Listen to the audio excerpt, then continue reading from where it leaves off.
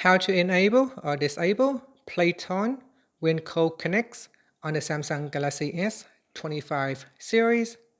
First, tap on the home button to return back to the home screen. Now from the home screen, open up the phone application. Then in here, tap on the More button. Next, from the pop-up menu, tap on Settings.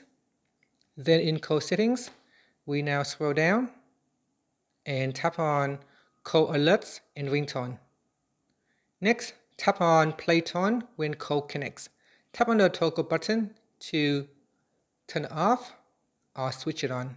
By default, this is set to on so that when you make a phone call and when the phone call successfully establish a connection, it will play a tone to indicate that you are now connected. And that's it. After that, tap on the home button to return back to the home screen. Thank you for watching this video. Please like and subscribe to my channel for more videos.